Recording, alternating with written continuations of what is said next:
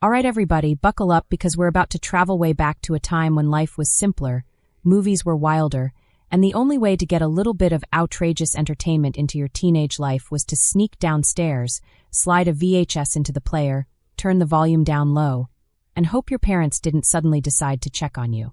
Yeah, you know exactly what I'm talking about. The late-night 80s movies that absolutely did not care about being politically correct, appropriate, or subtle. These films were packed with everything a teenage brain thought was forbidden gold. Wild parties, nudity, bad decisions, rebellious humor, and situations that made you feel like you were getting away with something just by watching. Back then, it wasn't about holding back. The 80s had this attitude of, should we tone it down? Nope. Throw it all in. Make it bigger. Make it louder. Make it crazier. So today we're counting down the most outrageous, unforgettable, totally inappropriate 80s movies that shaped our teenage years. And let's be honest, there is absolutely no way most of these would get made the same way today. Let's start with Airplane. Now technically this isn't the most raunch-filled movie on the list, but it absolutely pushed boundaries in its own absurd way. The jokes in this movie came rapid fire. One right after another. No breathing room. And then right in the middle of an airplane disaster spoof. Boom. Random topless women running across the screen. Completely unexpected. Completely unnecessary. Completely hilarious for teenage boys watching late at night. And then there's the legendary inflatable autopilot gag. They didn't just hint at the joke, they committed to it fully. That scene alone became iconic. As a teenager, this kind of humor felt like hidden treasure. It was ridiculous, bold, and unforgettable. Next up, Caddyshack. This one leaned more into party chaos than straight-up raunch, but it absolutely delivered. You had comedy heavyweights like Chevy Chase, Rodney Dangerfield, and Bill Murray firing off lines that felt edgy and rebellious. The humor was sharp, sometimes dirty, and always confident. And let's not pretend the pool scenes didn't grab attention. Every teenage guy watching secretly wished they were hanging out at that country club. Plus the infamous candy bar in the pool scene? Disgusting and genius at the same time. Caddyshack proved you could mix smart comedy with wild energy and still create a classic. Then came The Naked Gun. If Airplane walked, this movie sprinted. Leslie Nielsen perfected that straight-faced delivery that made ridiculous jokes even funnier. The humor was unapologetically absurd.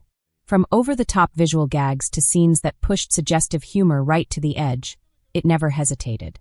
As a teenager, it felt like watching comedy without safety rails. It didn't ask permission to be stupid. It just went for it. And somehow it worked brilliantly. Now let's talk about Zapped. This one was pure teenage fantasy. A high school kid gains telekinetic powers, and instead of saving the world, he uses them exactly how a 15-year-old would. Messing with bullies. Causing chaos. Undressing girls with his mind. Completely ridiculous, completely immature, and completely entertaining to a teenage audience. It wasn't deep. It wasn't meaningful. But it was exactly what young viewers thought was awesome at the time. Then there's Spring Break. Sunday sand. Bikinis. Beer.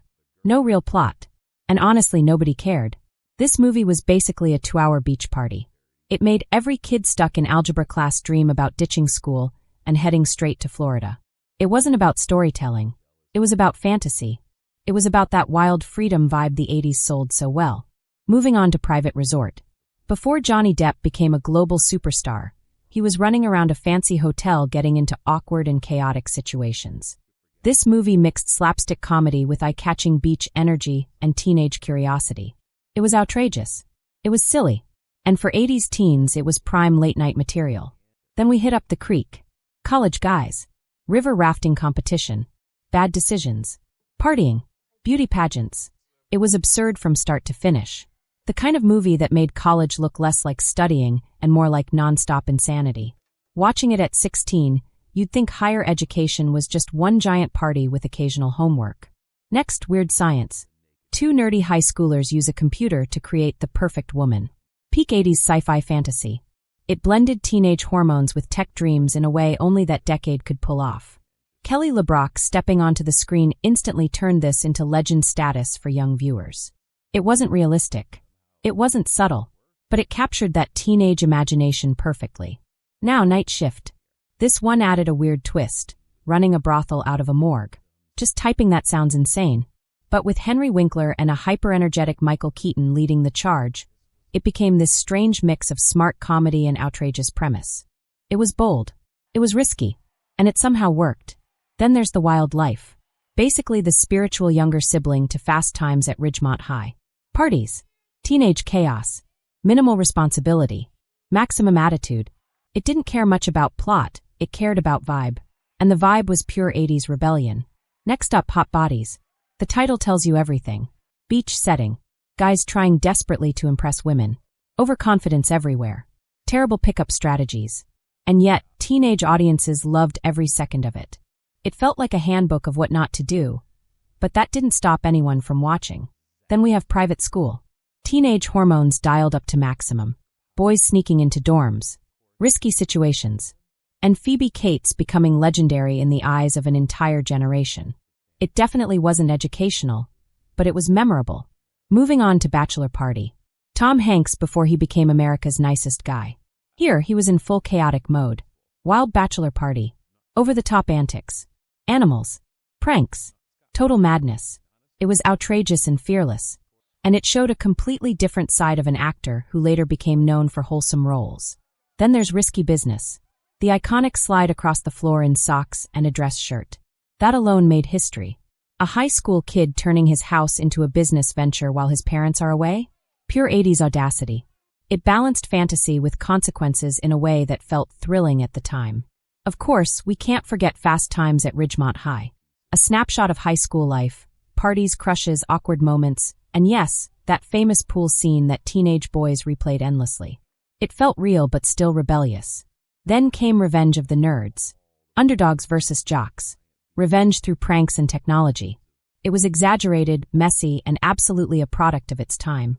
Looking back, some parts are questionable. But at the time, it felt like a fantasy of flipping the power structure upside down. And finally, Porky's. The undisputed heavyweight champion of 80s raunch comedies. A group of teenage guys chasing trouble, pushing boundaries, and getting into outrageous locker room mischief. The shower scene alone became legendary. It was bold, unapologetic, and completely reflective of that era's anything-goes filmmaking attitude. And there you have it. The wildest, raunchiest, most unforgettable 80s movies that defined our teenage years. From beach parties to high school chaos to over-the-top fantasies, these films were like a secret late-night education in rebellion. Would they survive today in the same form? Probably not. But back then, they were everything. If I missed one of your favorites, drop it in the comments. Hit that thumbs up if this brought back memories. And if you're Gen X like me, stay wild, because there will never be another decade quite like the 80s.